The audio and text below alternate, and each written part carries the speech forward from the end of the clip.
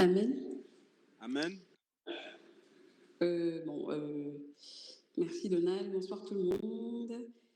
Donald, si tu peux laisser, ou Charlie, Donald ou Charlie, la personne qui peut laisser son micro ouvert pour qu'on puisse interagir quand même un peu. Personne chez qui il n'y a pas trop de bruit pour que ça puisse être un peu plus fluide pour tout le monde.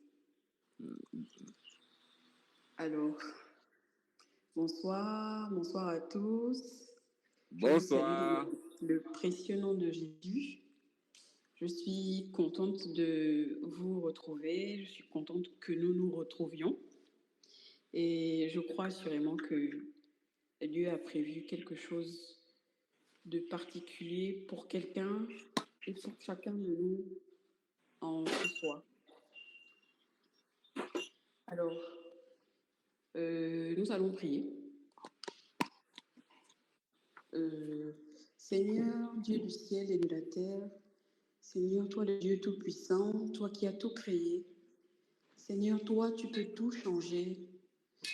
Père, toi dont l'amour par Jésus se veut illimité, Seigneur, nous sommes encore à tes pieds ce soir. Seigneur, accorde-nous encore la grâce de pouvoir imiter Jésus, de savoir l'imiter. Accorde-nous encore la grâce de véritablement faire grandir en nous le désir de lui ressembler.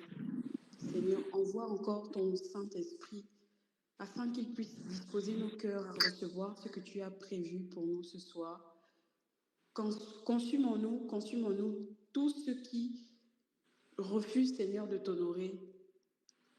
Viens encore nous rejoindre, toi le vrai Dieu, toi le Dieu unique, toi le Dieu Trinité.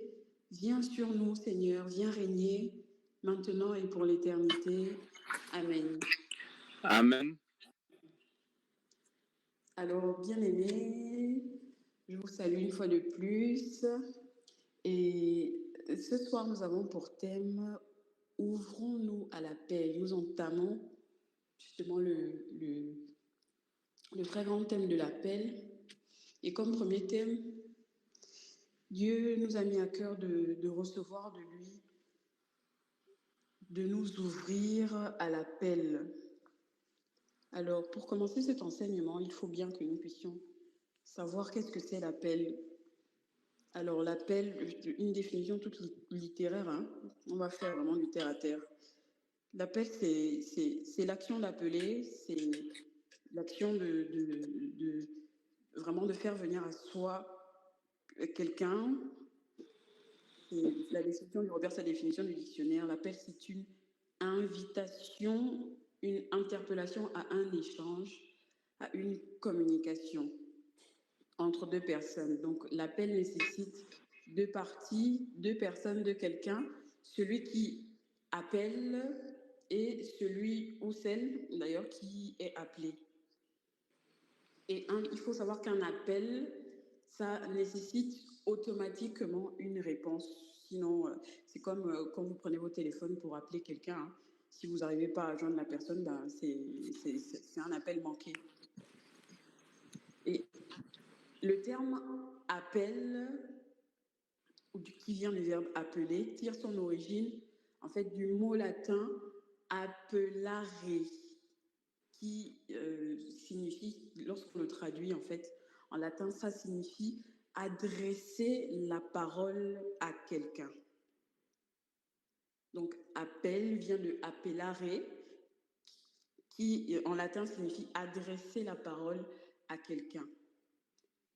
Appel ou appeler vient aussi du grec phonéo, qui lui désigne plutôt, se définit par inviter à venir, inviter à dire, inviter à agir.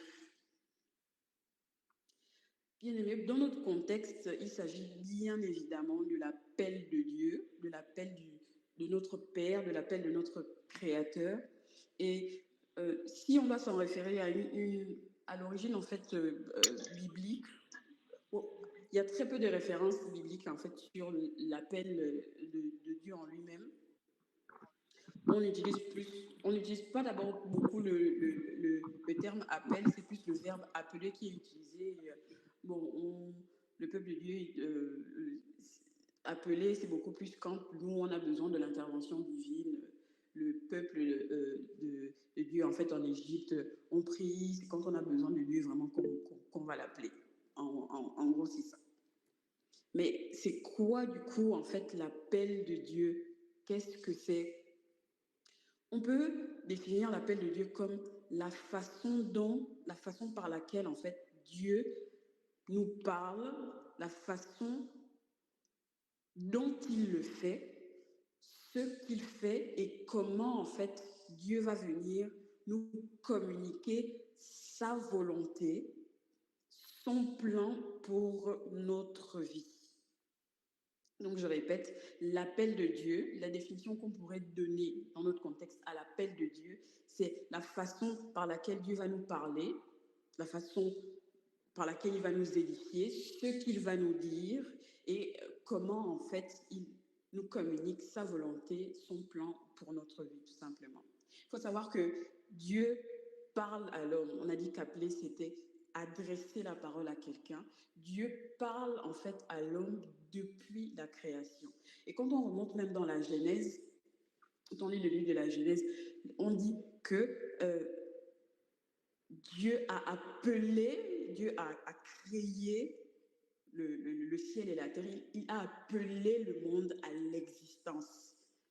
Il y a eu les 7 jours, Dieu a tout fait et ensuite il a vu que ce qu'il a fait était bon. Il a appelé, donc par la parole, il a dit que la terre, que le ciel, que soit. Donc par sa parole, il a amené le monde à être, il a créé le monde. Donc de ce fait, pour rester dans la Genèse, c'est le péché. Après avoir tout créé, avec l'homme et la femme, le péché en fait originel, le péché d'Adam et Ève, est la première chose qui est venue nous fermer, puisqu'il s'agit aujourd'hui de s'ouvrir à l'appel. Le péché est la première chose qui est venue nous fermer à l'appel, à la communication, à la parole de Dieu. Le péché nous a donc soustrait à la volonté de Dieu. Le péché nous a soustrait à son plan d'origine, en fait, pour l'homme, pour la création. Après ce péché-là, quand on avance un peu plus dans les Écritures, il faut dire que Dieu a continué, certes, à parler à l'homme, mais sa tribune était plutôt réduite. Dieu passait maintenant par des hommes de foi.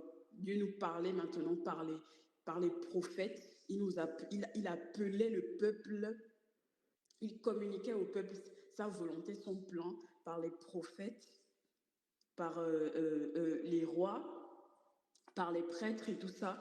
Et sa volonté, en fait, pour l'humanité, c'est par eux, en fait, qu'il passait pour pour la faire savoir. Mais il faut savoir que l'appel de Dieu, c'est aussi et c'est surtout comme une invitation perpétuelle, en fait, de Dieu à le rejoindre. Dieu nous invite, en fait, toujours à le rejoindre, en fait, sur ses voies, à demeurer sur ses voies. Le mal, en fait, à travers le péché originel, il faut savoir que le mal a gagné le monde et du coup, Dieu n'avait plus tous les réceptacles, il ne pouvait plus s'adresser à tout le monde, étant donné que le monde est rempli de méchants. Et c'est pour ça, en fait, qu'il s'adressait à des personnes particulières, à des hommes justes. Dans l'Ancien Testament, on le voit, Dieu va appeler ses élus, il va s'adresser à Noé, il va s'adresser à Abraham, Isaac, il va parler à l'autre. Toutes les personnes à qui Dieu veut s'adresser ou à qui Dieu veut communiquer sa volonté pour son peuple, il les appelle d'une certaine façon. Il a appelé Jacob, il a appelé Moïse, Josué à sa suite et ainsi de suite. Ça, c'est par rapport au premier, vraiment à l'Ancien Testament. Mais qu'est-ce qui se passe, bien aimé? Qu'est-ce qui se passe dans le Nouveau Testament? Qu'est-ce qui se passe dans le Nouveau Testament? Dans le Nouveau Testament, bien aimé, nous avons Jésus-Christ, nous avons Jésus de Nazareth. Par l'avènement de Jésus, bien aimé, il faut qu'on sache que Jésus, Dieu en fait essaie de rétablir. Il veut rétablir la communication. Non, il ne le veut pas tout simplement. Je rectifie, il ne le veut pas, il le fait. Par Jésus-Christ de Nazareth, Dieu rétablit le message d'amour qu'il a pour l'homme depuis la création. Car nous avons été créés, bien aimés, non pas pour la mort, non pas pour le péché, mais Dieu nous a créés pour la vie. Amen. Dieu nous a véritablement créés pour la vie. Par Jésus, le Christ, Dieu va changer sa façon de nous adresser la parole. Dieu va nous appeler d'une autre façon par Jésus. Véritablement. Donc, ça devient donc quoi? S'ouvrir à l'appel. S'ouvrir à l'appel, vu que par Jésus, Dieu s'adresse à nous d'une autre façon. S'ouvrir à l'appel de Dieu, c'est s'ouvrir à son amour. C'est accepter que nous avons été créés par la vie, que Dieu, et d'ailleurs il le dit dans sa parole, dans Jean 3 dans Jean au chapitre 3 verset 16, on dit que car Dieu a tant aimé le monde, Dieu a tant aimé le monde qu'il a donné son Fils unique, Jésus-Christ, afin que quiconque croit, met sa foi en lui, ne périsse point, mais qu'il ait la vie éternelle. Amen. S'ouvrir à l'appel, c'est donc s'ouvrir à l'amour de Dieu, c'est accepter. Le berger nous disait, pour ceux qui ont assisté, le berger nous rappelait justement en fait que c'est... En fait, Dieu est véritablement amour. Dieu est amour démesuré. Dieu est amour infini. Lui qui est éternité, Dieu qui est tellement grand, qui est infini, illimité, il vient au nom de l'amour qu'il a pour l'homme. Il va venir en fait s'inscrire. Dieu qui est intemporel, immesurable, il vient s'inscrire dans le temps. Dieu qui est infini vient s'inscrire dans le temps. Bien aimé, est-ce que vous réalisez ce que cela signifie? Dieu vient, Dieu qui est éternité, il s'inscrit par Jésus-Christ, son Fils. Il s'inscrit dans le temps.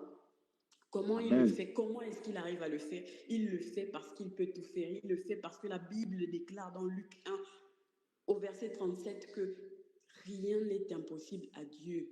Amen. Dieu fait ce qu'il veut. Il le fait quand il le veut.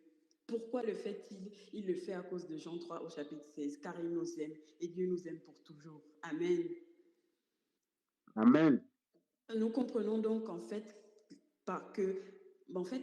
par Jésus-Christ, Dieu nous appelle véritablement au salut. Dieu vient nous sauver par Jésus-Christ. Jésus est la preuve ultime.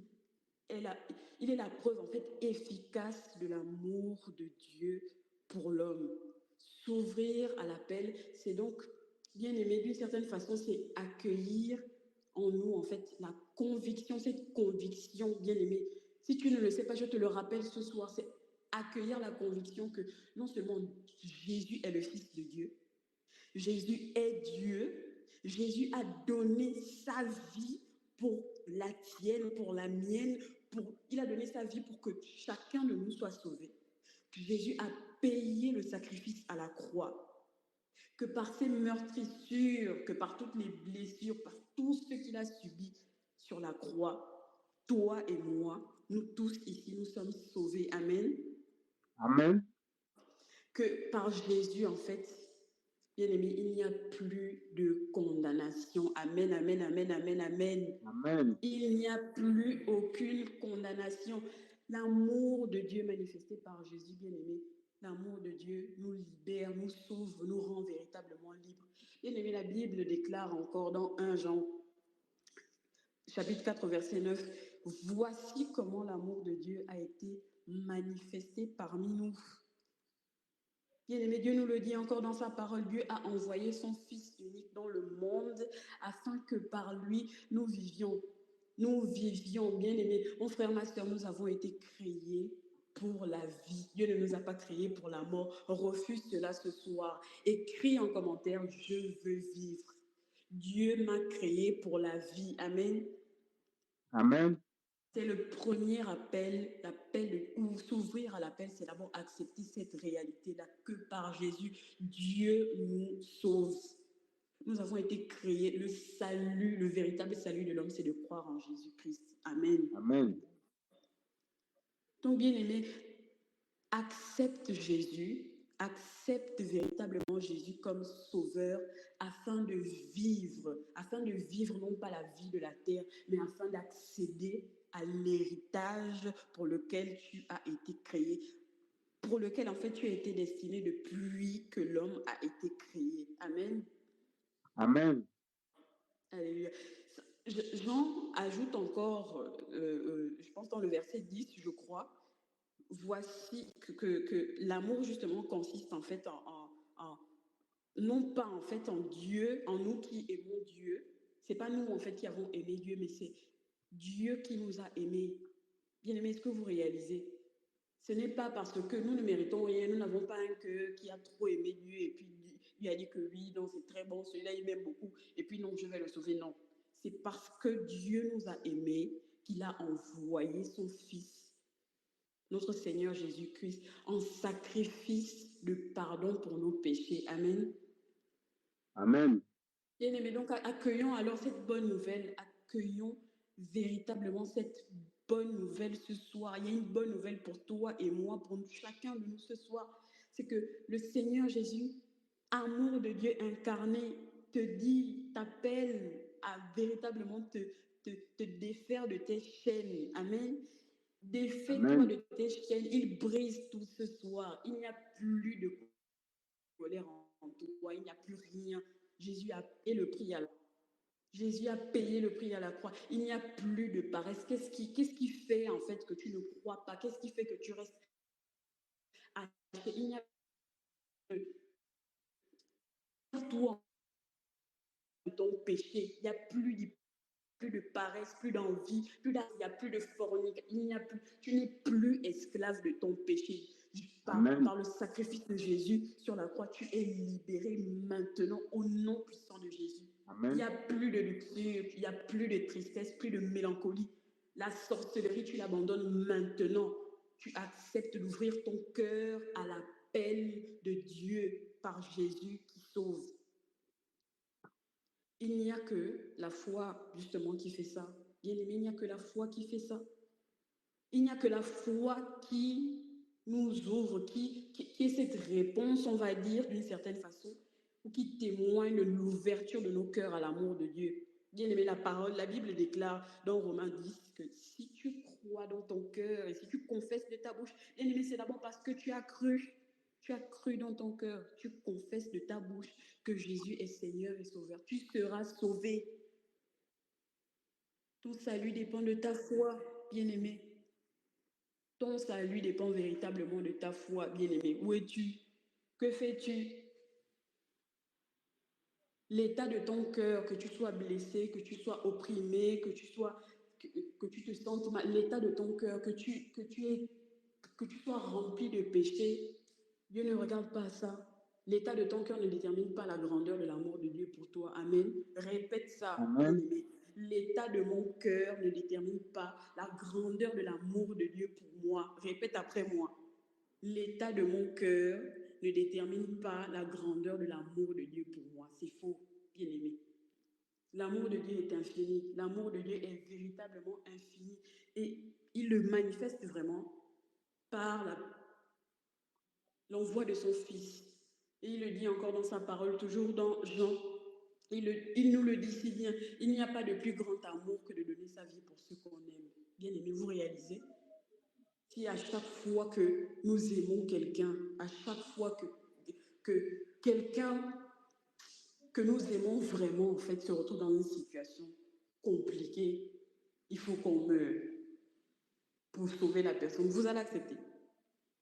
Est-ce que vous allez accepter? Ceux qui vont accepter d'enlever d'abord les mains, je veux voir. Qui va accepter? Mais Dieu l'a fait. Jésus l'a fait. Jésus l'a fait pour nous. Jésus l'a fait pour toi. Il l'a fait pour moi. Et il peut le faire encore. Il veut le faire. Il le refera toujours. Non seulement, il le fait non seulement pour toi, il le fait pour moi. Et il veut le faire par toi si tu réponds à son appel. Quand tu réponds à son appel, il veut le faire par toi. mais aussi pour tes proches. Il veut passer par toi pour sauver tes proches, pour sauver ta famille, pour sauver tous les gens avec qui tu travailles, pour sauver tous les gens avec qui tu marches. Parce qu'il en va aussi de leur salut. L'ouverture de l'homme donc à l'appel de Dieu, c'est véritablement en fait l'accueil de la parole de Dieu en la personne de Jésus-Christ. Donc Jean le dit si bien au début de l'évangile de Saint Jean, au commencement était la parole. On a commencé l'enseignement en disant que appel vient du mot appellare, qui veut dire adresser la parole à quelqu'un. Et la Bible déclare qu'au commencement était la parole. Vous connaissez la Bible même mieux que moi, j'en suis sûre. La parole était avec Dieu, la parole était Dieu. Dans d'autres versions, on dit que le verbe, c'est la même chose, bien aimé.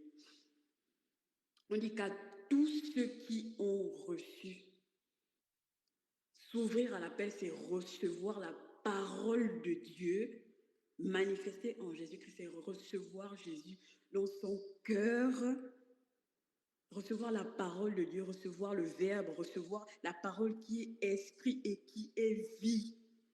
Car c'est par cette parole que toi et moi, bien-aimés, nous devenons des héritiers du royaume de Dieu et du coup des co-héritiers de Jésus-Christ. Amen. Amen fort. Tu as une nouvelle identité, tu n'es plus rattaché à ton péché. Tu ne regardes plus derrière, bien-aimé, tu regardes devant. Tu n'es plus le même, tu n'es plus la même. Tu es saisi maintenant, tu es saisi par l'amour de Dieu. Ton intelligence est transformée. Tu cesses de te conformer à l'humanité. Tu cesses de rabaisser ta destinée à la bassesse du péché. Tu deviens illimité. Tu réalises véritablement l'amour de Dieu pour toi et tu deviens libre. On dit, vous connaîtrez la vérité vous affranchira. Oui. Bien-aimé, la vérité nous affranchit. S'ouvrir à l'appel de Dieu, c'est dire oui, c'est dire véritablement oui à Jésus-Christ. C'est lui donner la première place. Tu cesses, tu arrêtes de définir aujourd'hui ta vie par ce que tu as fait, par ce que tu n'as pas fait, par tes fautes, parce que j'ai fait ceci, parce que j'ai fait cela. Bien-aimé, Dieu le dit. Ça tombe bien, cet enseignement démarre comme ça au début du temps de carême. Dieu nous dit, il n'est pas venu pour les gens qui connaissent beaucoup de choses. Il n'est pas venu pour les gens qui peuvent beaucoup de choses. Il est venu pour toi et moi, pécheurs, sales, congosseurs, critiqueurs, hypocrites que nous sommes. Il est venu pour toi, il est venu pour moi. Tu cesses de te définir par tes fautes. Tu acceptes et tu te répètes que Jésus a tout payé à la croix. Que lorsqu'il est descendu sur terre, lorsque l'amour de Dieu s'est fait chair, il a reçu, et il le dit dans sa parole, tout pouvoir lui a été donné au ciel et sur la terre des vivants. Que Dieu peut tout, qu'il nous transforme parce qu'il veut le faire, parce que rien ne lui est impossible, parce qu'il a déjà tout fait et que par lui, nous vivons et que c'est lui qui a le dernier mot pour nos vies. Amen. Amen. Amen. Amen. Bien-aimés, lorsque, se basant véritablement sur la vie de Jésus, lorsqu'on rentre même dans les Écritures, on se rend compte que Jésus, avant de démarrer son ministère, après qu'il ait été baptisé par Jean le Baptiste, Jésus il ne se donne pas un genre. Il n'a pas un nouveau message. Il reprend le message de Jean-Baptiste, bien-aimé. Et ce message, c'est le premier. On va considérer ça en fait comme l'appel même de Jésus. Si vous prenez en fait les évangiles, c'est quasiment la même chose. Bon, peut-être pas pour, je pense, Luc et Jean. Non, peut-être pas pour Luc et Jean, mais dans Marc et Matthieu, c'est notifié et c'est dit, le premier appel de Jésus, lorsqu'il commence son ministère, lorsqu'il commence à prêcher. Donc l'appel de Jésus pour le peuple de Dieu, c'est convertissez-vous, car le royaume des cieux est tout proche. Amen. Dieu, Amen. l'appel de Dieu s'inscrit là dans un véritable, dans le domaine même de la conversion. Dans le domaine de la conversion, tu ne peux pas avoir été touché. Tu peux, ok, tu réalises, parce que la foi est un don de Dieu, d'accord? La foi est une vertu. C'est un don de Dieu, ok, d'accord, tu peux avoir la foi. Mais tu ne peux pas avoir été touché par l'amour de Dieu et rester la même personne. Dieu t'appelle à te... L'appel de Jésus même, c'est la conversion de ton cœur. Et il te le répète ce soir. L'amour de Dieu ne Amen. laisse personne insensible. Tu ne peux pas connaître le nom, tu ne peux pas avoir été touché par la puissance qui est dans le nom de Jésus et tu restes la même personne. C'est pas possible. Le message de Jésus n'est pas sec. La puissance de Jésus s'opère même. Tu es converti par le moyen de ta foi. Et les exemples sont légion comme ça, bien aimé, dans la Bible. Le lépreux a cru, il avait la foi, il savait que c'est Jésus de Nazareth qui pouvait faire quelque chose pour lui. Il est venu et la puissance de Jésus a été accomplie. La dame dont la fille était folle, elle aurait pu se dire non, moi je ne veux pas et tout. Jésus m'a dit qu'il n'est pas bon que de donner la nourriture des petits, le pain des petits enfants aux petits chiens. Elle aurait pu se dire non, non, non, moi je ne suis pas dedans, je pars. Mais non. Elle a dit, par le moyen de sa foi, elle a dit à Jésus, c'est parce qu'il y a les miettes, c'est parce que les miettes tombent de la table que les petits chiens arrivent aussi à se nourrir. Bien aimé, la foi fait ça. C'est d'abord au nom de la foi. Bien aimé, c'est parce que l'aveugle de la piscine de Siloé, c'est parce que l'aveugle a cru que Jésus pouvait faire quelque chose pour lui. C'est parce qu'il a eu la foi qu'il a recouvré la vie. Amen. Les bontés du Seigneur, bien aimé, les bontés du Seigneur se valident. Je dis bien se valide, je ne dis pas s'acquiert, parce que les bontés du Seigneur, on s'élève seulement avec, il a seulement distribué, chacun reçoit seulement sa part. Mais elle se valide, elle se conserve au moyen de la foi. Jésus, dans sa marche, il a commencé véritablement son ministère, il a croisé toutes sortes de personnes, mais le déploiement de la grâce véritable a toujours été total. Ce déploiement a toujours été total. C'est sur les gens en fait dont l'espoir ne reposait que sur lui, sur les gens qui avaient conscience que Jésus en fait représentait l'espérance même. Et comme la foi et l'espérance dans les choses que nous ne voyons pas, c'est vraiment chez les personnes là qui croyaient véritablement qu'il n'y a que lui qui pouvait faire quelque chose. Et la parole de Dieu le dit encore à tous ceux qui l'ont reçu. C'est toujours ça, le message est le même. Il a donné le pouvoir à tous ceux qui ont reçu la parole, à tous ceux qui, dans leur cœur, à tous ceux, toutes les personnes en fait que Jésus a croisées qui avaient le cœur véritablement ouvert. Ton cœur, quand ton cœur est ouvert, quand tu t'ouvres à l'appel de Dieu, ta foi se déploie. Et là, la manifestation véritable de l'amour de Dieu peut opérer dans ta vie. Amen. L'appel de Dieu à la conversion, bien aimé, en ce temps de carême, pour ceux qui sont catholiques, c'est véritablement renoncer à tout ce que nous pensons vrai, renoncer à nos certitudes, à tout ce que nous pensons, que nous croyons acquis, c'est renoncer à nos comportements, renoncer au mal, renoncer à tout ce qui ne glorifie pas la personne de Christ, la personne de Jésus, tout ce qui ne glorifie pas Dieu dans nos vies, c'est véritablement renoncer afin d'accueillir le Saint-Esprit en nous pour que lui libère en nous la plénitude de la vie en Jésus-Christ. Alléluia. Après avoir prêché, accompli, Jésus a véritablement déployé son ministère et après cela, il donne les recommandations suivantes. Va et ne pêche plus. À la majorité, il dit même non, non, non, ne dis rien, va seulement, va et ce que tu faisais avant là, tu ne fais pas ça. Et il te dit ça ce soir. Il te dit d'abord l'appel de Jésus, c'est d'abord un appel à la conversion.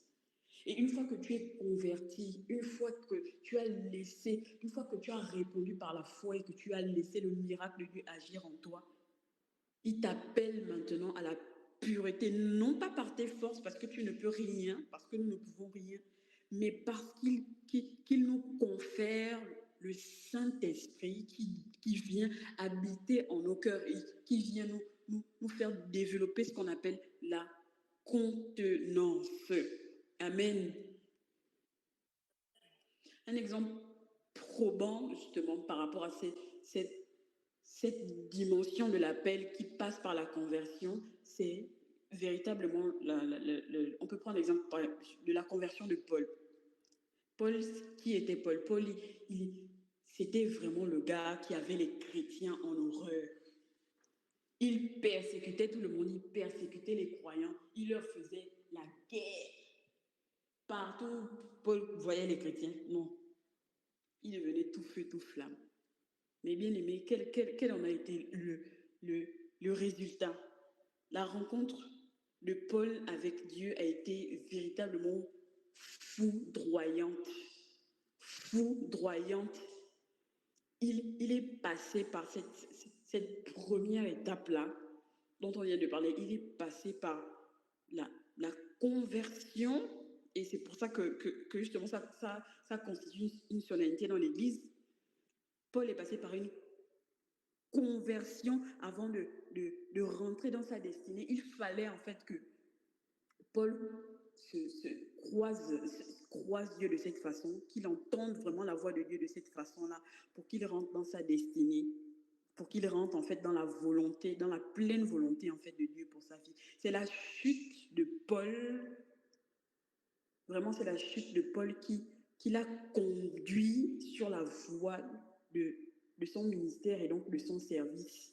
Et bien aimé, en fait, c'est l'autre dimension dans laquelle nous allons rentrer justement ce soir, c'est que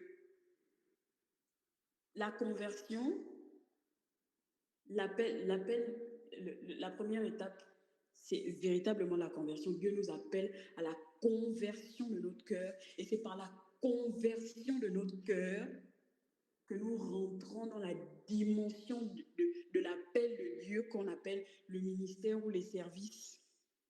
Amen. C'est quoi la dimension de l'appel de Dieu dans le service? C'est une fois qu'on a été converti, une fois que nous avons répondu à l'amour de Dieu manifesté en Jésus-Christ, par la conversion véritable de nos cœurs, Dieu nous appelle d'une façon ou d'une autre à le servir. Et l'appel en fait au service, il faut savoir que ça se vit, c'est d'abord une histoire de la communauté, parce qu'on ne peut pas devenir, une fois qu'on est converti, une fois que le Saint-Esprit nous a transformés, que nous sommes de nouvelles créatures, nous ne pouvons pas, on ne vit pas la sainteté en fait cachée. Dieu va nous utiliser, et c'est ça qu'il a fait pour Paul d'ailleurs, Dieu va nous utiliser pour l'avancée de son royaume en fait, pour la venue de son règne. Bien aimé, et là je vais vous inviter, ou alors prenons d'abord l'exemple toujours pour parler de la vie de Jésus. Quand Jésus a commencé à exercer son ministère, on a dit qu'il allait prêcher, et il a croisé, ce jour-là, il était en train de prêcher, il a croisé Simon et André, les frères. Et qu'est-ce qu'il leur dit?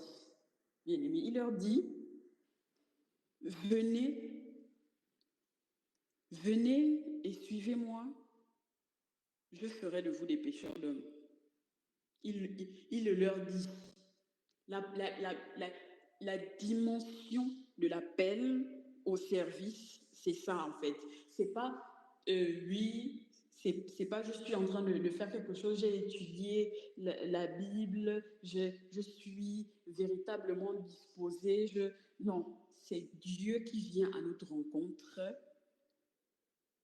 et qui nous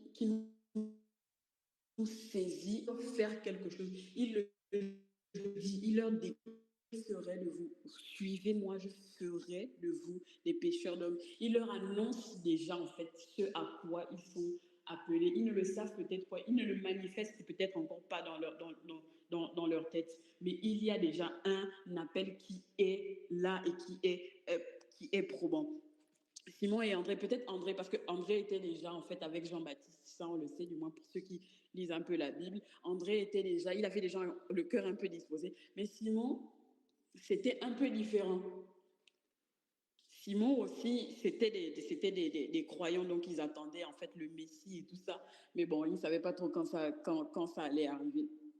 Mais lorsque Dieu leur a adressé cet appel, lorsque Jésus leur a adressé cet appel, qu'est-ce qu'ils ont fait?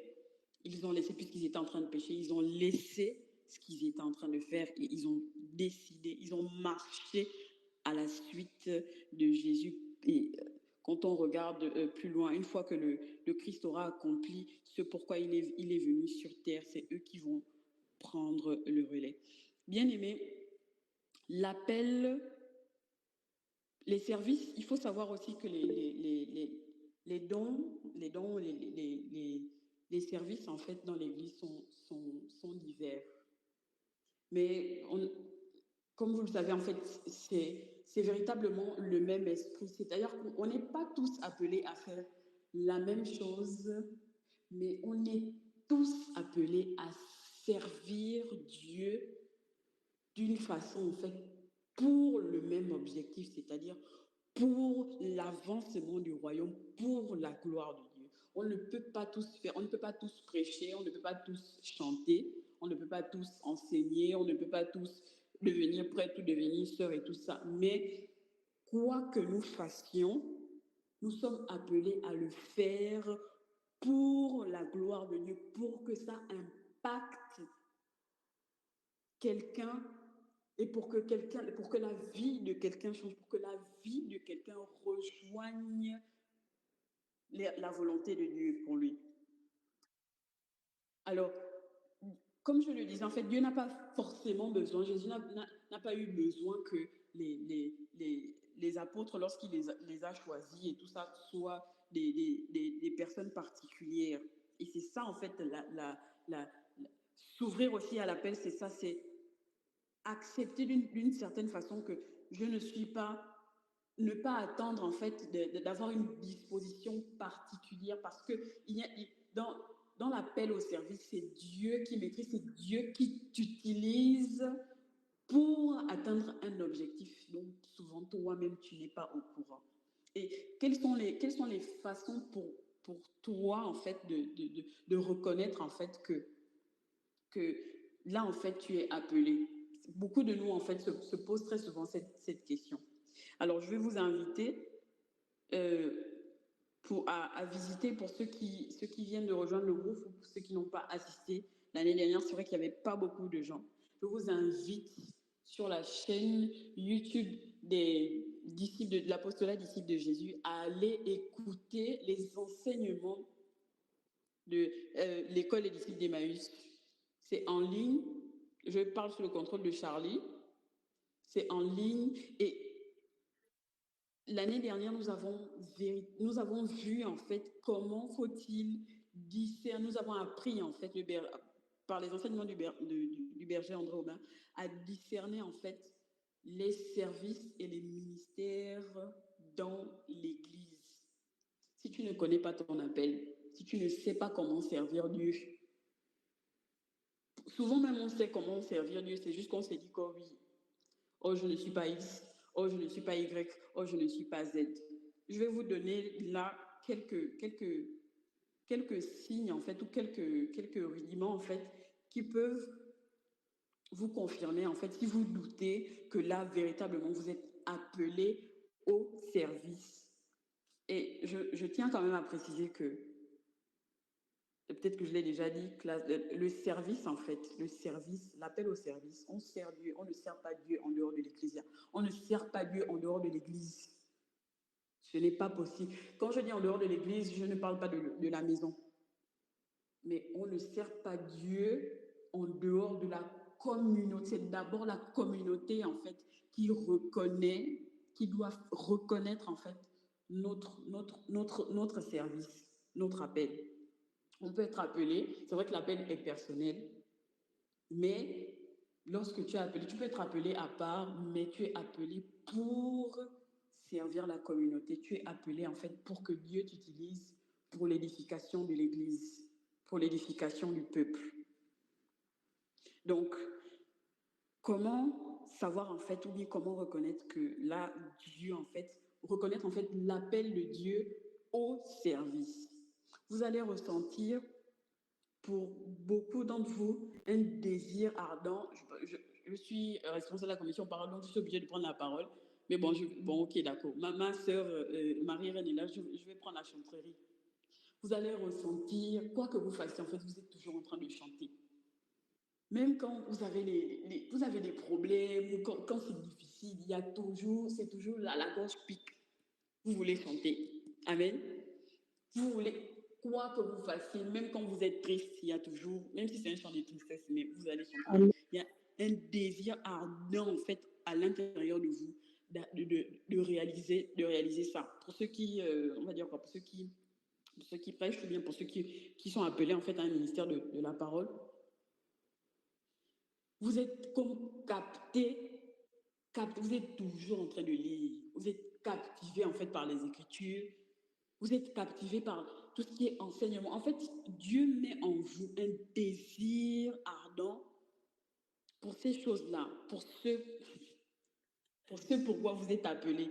Ça, c'est un des premiers signes. Le deuxième signe que je peux vous donner, c'est, on va dire quoi, vous allez recevoir votre appel. Dieu va vous le révéler en songe ou par une vision claire. Là, en fait, Dieu ne va pas passer par 4 chemins. Vous allez voir. Je ne vous ai pas dit que vous allez sortir en vampire. Je n'ai pas dit ça. J'ai dit que vous allez voir. Dieu va vous révéler. Vous pouvez vous retrouver comme ça sur un podium avec un micro en train de chanter et pourtant vous n'êtes pas chanteur. Ou alors vous allez vous retrouver comme ça sur un podium en train de prêcher, ou vous allez vous voir en fait vraiment dans une vision, dans un songe, à côté en fait des personnes que vous respectez le plus par rapport au ministère, ou bien que vous admirez, ou des personnes qui sont même en train d'exercer le ministère auquel vous êtes appelés. Amen. Ça, c'est un des autres signes. Le troisième signe que je peux vous donner, en fait, c'est... Oui, vous pouvez entendre... C'est vrai que ça, c'est quand même assez technique et c'est un peu plus compliqué, mais vous allez entendre la voix de Dieu. Bon, je n'ai pas dit... C'est pas... Vous êtes en train de prier et puis vous entendez... Oui, Charlie va prêcher à Saint-Cricri de Mindoubé. Non, c'est pas ça. Ça peut être ça, mais c'est pas obligatoirement ça. Mais vous allez voir, il y a une voix en fait. C'est comme quand vous l'entendez, en fait, vous le savez. Quand vous l'entendez, ou alors Dieu peut passer même par quelqu'un. Vous allez, je prends un exemple tout bête, vous commencez votre journée et tout ça, et Dieu, en fait, le désir, comme je vous ai dit, en fait, la première chose, le désir, en fait, dans le cœur, c'est souvent le premier signe. Sauf que l'homme est là, en fait, pour lutter. Nous, on est là toujours pour... Oh non, pardon. Hier, on a même fait un enseignement. Je ne sais pas si les filles sont là. Il y avait Daniel et il y avait Quincy. Voilà. Et le berger leur a demandé, mais comment vous sentez et tout? Les gars ont déchargé. Les gars ont dit que non, pardon, berger, par rapport à ce que tu as dit là, non, je ne pense pas que je suis. Ça là, c'est pas mon ministère. Et le berger les regarde et dit, ok, d'accord, mais c'est question finissez la formation. Au début, c'est toujours ça.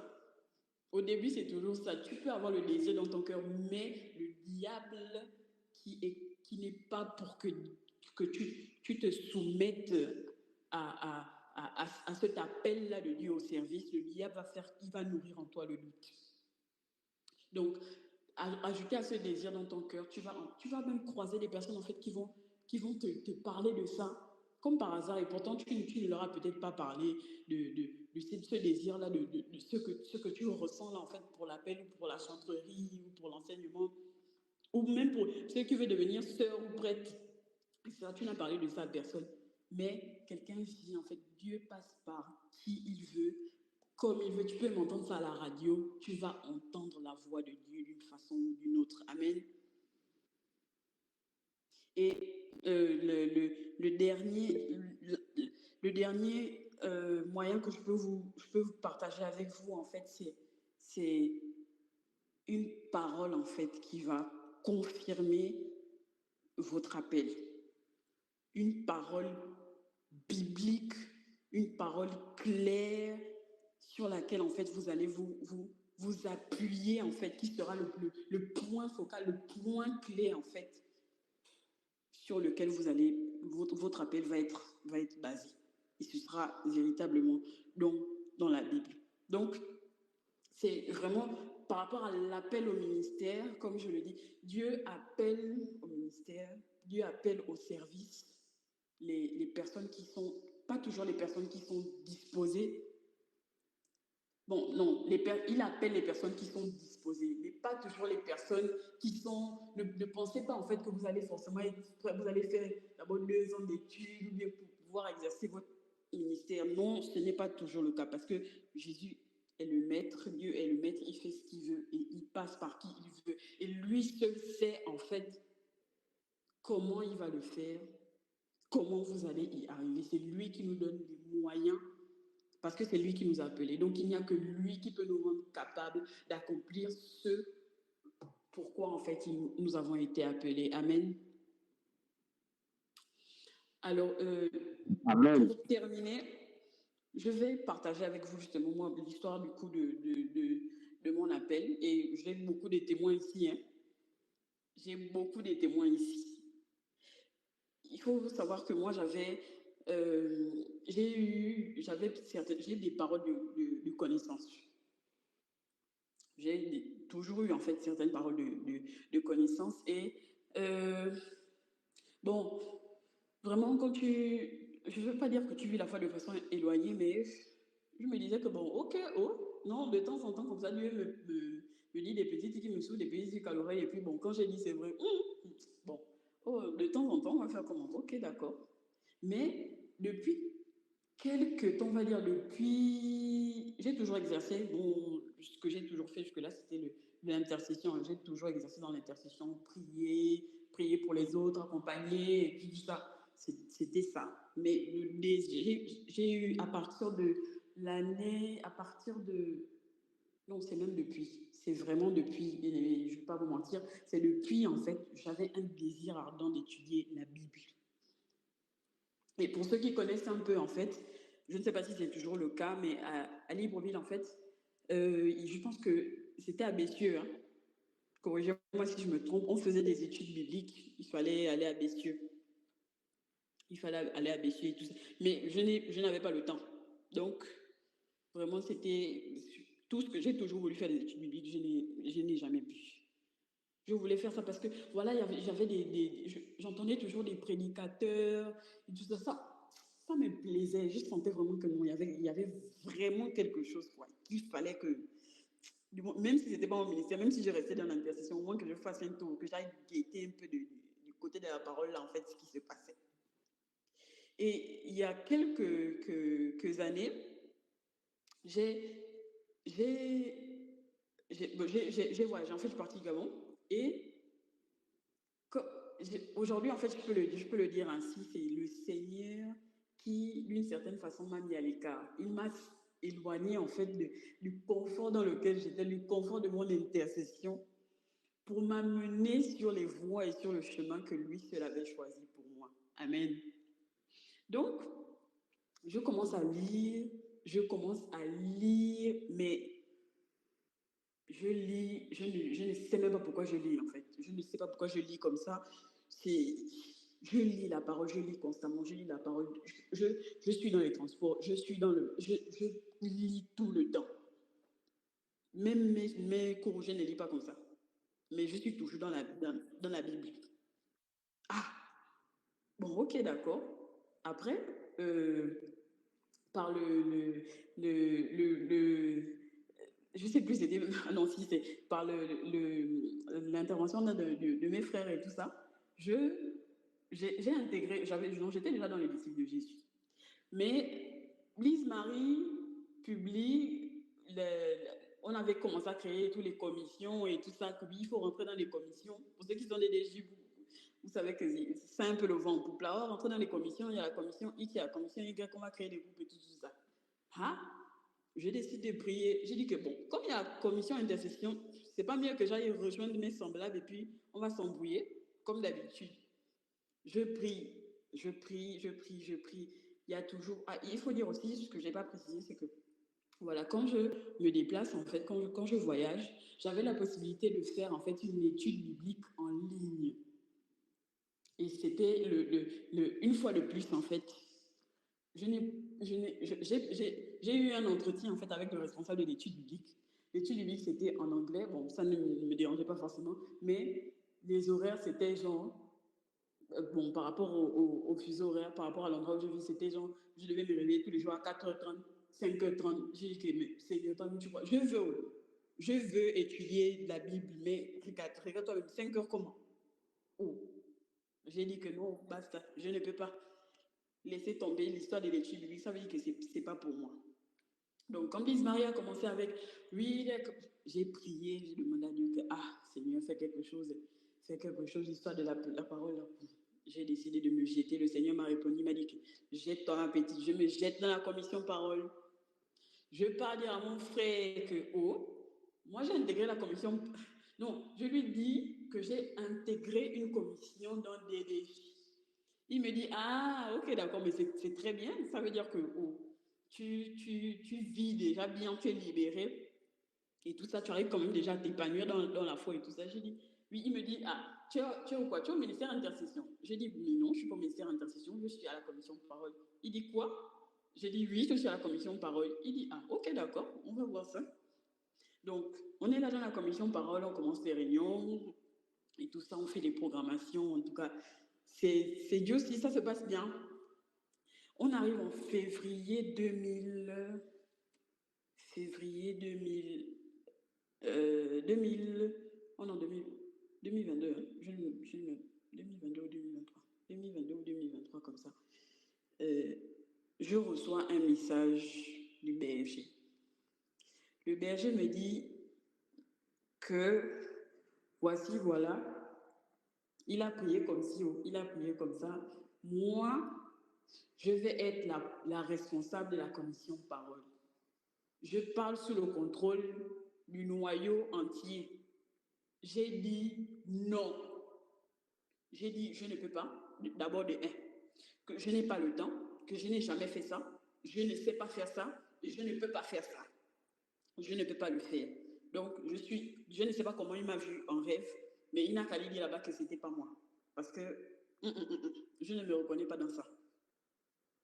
Le berger me dit, ok, d'accord, il n'y a pas de problème. Le berger envoie la bergère.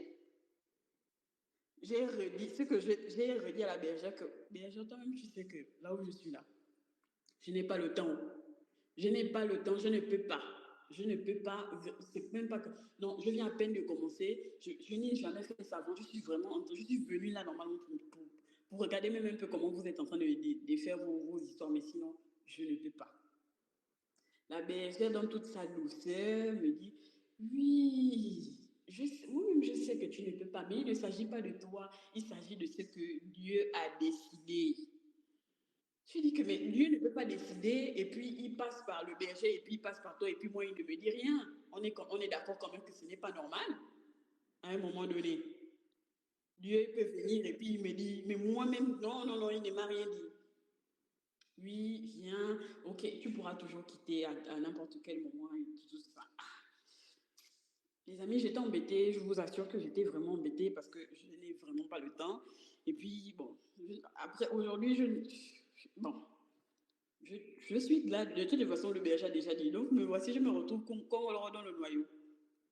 Je suis là dans le noyau, on commence les réunions et tout ça. Au début, hein, ils sont là. Je ne parlais pas. Je ne disais pas A, je ne disais pas B. je me connectais à chaque réunion que je suis en train de travailler. Je fais toujours. C'est vrai que c'est souvent difficile pour moi. Je suis en train de travailler, je suis pas en train de travailler. Je me connecte aux réunions au moins pour savoir, pour être au fait, pour ne pas que Saint-Pierre ou bien Dieu me demande le jour du jugement que voilà, à chaque fois, tu n'assistais pas aux réunions. Donc, je me connectais aux réunions, mais ni A ni B, je ne disais rien. Et un jour, un bon jour, comme il y a 99 jours pour le voleur et un jour pour le propriétaire, Dieu me convoqua. C'était au cours d'une réunion. Bien aimé, je vous fais un témoignage qui est véritable. Ne suivez pas les effets spéciaux. On était en pleine réunion. Je ne comprenais rien. J'étais excédée en fait. Je me suis dit, mais c'est quoi c'est quoi ce groupe-là? C'est ça en fait? C'est quoi? J'ai dit, Seigneur, vraiment, je ne sais pas ce que je fais là. Je ne sais pas ce que je fais là, mais je sens que ça ne va pas le faire. Je vais quitter. On a terminé la réunion, j'ai posé mon téléphone, j'ai voulu dormir. Je dis bien, j'ai voulu dormir. Quand je pose ma tête, non, avant de dormir, j'ai prié, j'ai dit que Seigneur, vraiment, je ne sens pas l'affaire. Mais si tu sais que c'est ça, Seigneur, dis-moi déjà quelque chose. Bien aimé, je parle, je vous le dis dans le nom de Jésus, j'ai reçu ma parole ma parole, Dieu m'a révélé 1 Timothée, et justement, c'est bien que le frère en ait parlé, le frère qui a témoigné, le frère Quentin, je pense. J'ai reçu 1 Timothée 4, j'ai reçu la parole sur laquelle se base mon appel. J'ai reçu 1 Timothée 4 à partir du verset 10, dans lequel Dieu me dit de ne pas mépriser ma jeunesse, de ne pas mépriser le fait que je ne connaisse rien, mais que ce à quoi je suis appelé, que j'enseigne les autres, que je le fasse vraiment avec mon cœur, avec mon corps, avec mon âme, avec mon esprit, avec toute la douceur, que je m'exerce à le faire correctement et à le faire bien.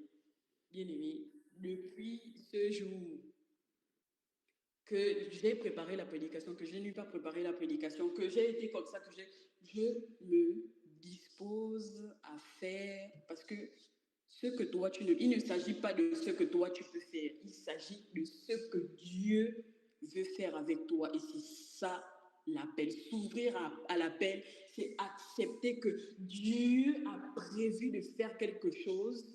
Il n'a pas besoin de te consulter, il n'a pas besoin que tu aies une disposition particulière. Ce qu'il a prévu de faire, il le fera et il t'utilisera pour la conversion, pour le besoin, pour l'avancée de l'Église. Il t'utilisera parce que c'est ça qu'il a décidé, c'est ça qui est compatible à sa volonté.